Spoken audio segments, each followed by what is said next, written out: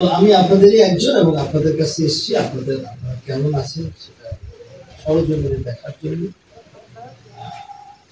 আমাদের এই এলাকায় আমার মনে হয় যে আমাদের সনাতন ধর্মাবলম্বী ভাই বোনেরা ভালোই আছেন এবং সারা দেশেই ভালো থাকারই কথা, ভালো না থাকার কোনো যুক্তি আমি দেখি না।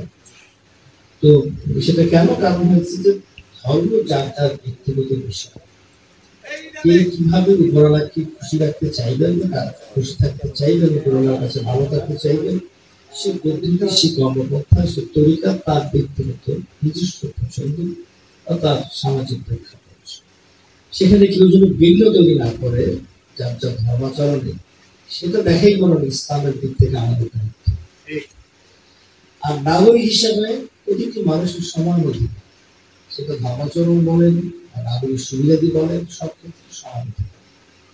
এই অধিকারটা বারবার ভুলণ্ঠিত হয়েছে, মানুষ নির্যাতিত হয়েছে। এখানে দলবাজি, এখানে পরিবারতন্ত্র, এখানে অনাচার অবিচার অধর্ম এগুলো সবসময় ক্রিয়াশীল ছিল এবং মানুষ তার যোগ্যতা এবং মেধা অনুযায়ী সমাজের রাষ্ট্রের যে জায়গায় যাওয়া উচিত সেটা যেতে পারে, সেটা যেতে পারেনি বলেই আমাদের দেশটা পিছিয়ে আছে। যদি আমরা মেধা এবং যোগ্যতা মূল্যায়ন করতাম, তাহলে সকল নাগরিকের যদি সমান অধিকার থাকতো, তাহলে আমাদের দেশটা ভালো থাকতো এবং আমরা অনেকগুলো অবশ্যই। আমি খুব অবাক হয়ে দেখি যে বাংলাদেশের এই 18 কোটি মানুষ এক ভাষায় কথা বলে। পৃথিবীর কোথাও আসলে লজিকটা নাই যে এত জনগোষ্ঠী এক ভাষায়। আমরা সকলেরই একই নৃতাত্ত্বিক আমাদের অবস্থা, মানে আমরা হিন্দু বলেন মুসলমান বলেন সকলেই কালো রঙের অথবা হলুদ রঙের অথবা ফর্সা উজ্জ্বল শ্যামলা কি আপনি বলেন যে ফর্সা রঙ। এখানে ধর্মের কোনো প্রভেদ তৈরি করে না, তার না বোঝা হবে কি খাওয়া হবে সেগুলো ধর্মের কোনো রোল নেই। সেখানে রোলটা হলো নৃতাত্ত্বিক, আপনার কে থেকে কোন জাতি থেকে আমরা এসেছি সেটা। এদিক থেকে আমাদের চমৎকার মিল, আমরা সবাই একই জনগোষ্ঠী এবং আমরা সকলেই একই ধরনের পরিবার কাঠামোর মধ্যে আছি।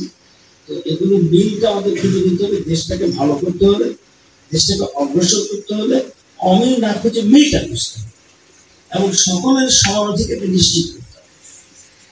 সেক্ষেত্রে আমি আপনাদেরকে নিশ্চয় দিই যে আমরা কোনোভাবে কোনো দখলদারিত্ব, চাঁদাবাজ, সন্ত্রাস এবং দুর্নীতিকে প্রশ্রয় দেব এবং আমরা জাতি ধর্ম গোত্র বর্ণ নির্বিশেষে সকলের জন্য সুবিচারের নিশ্চয়তা প্রদান করব। একটা জাতি তখনই এগোবে যদি ইনসাফ থাকে, কমিউনিটিতে ইনসাফ থাকে, তাহলে সেই জাতিটা সেই কমিউনিটি সেই জনগোষ্ঠী এগোবে। আর যখন ইনসাফ থাকবে না, তখনই নানা রকম রোগ তৈরি হবে, তখনই নানা রকম সমস্যা তৈরি হয়। এর মধ্যে এক্সট্রিমিজম বা জঙ্গিবাদ প্রান্তিকতা তৈরি হয় যখন অবিচার। সেজন্য আমাদেরকে সুবিচার নিশ্চিত করতে হবে এবং সেক্ষেত্রে নাগরিক কিনা আমার দেশে সেটা বড় কথা, সে কোন গোত্র কোন ধর্ম কোন বর্ণ এটা দেখা একদমই অনুচিত। তো আমাদের এই উৎসবগুলোতে ধর্মীয় শিক্ষা থেকেও আমরা আসলে এই জায়গাটাতে আসতে পারি যে মানুষ হিসেবে সকলের নাগরিক হিসেবে সকলের সমান অধিকার সেটা সুনিশ্চিত করতে হবে। তার মাধ্যমে আমরা দেশটাকে এগিয়ে নিয়ে যেতে পারি। আমি আশা করি নতুন বাংলাদেশ গড়ার জন্য আমরা সকলে মিলে ঐক্যবদ্ধভাবে এগিয়ে যাবো ইনশাআল্লাহ।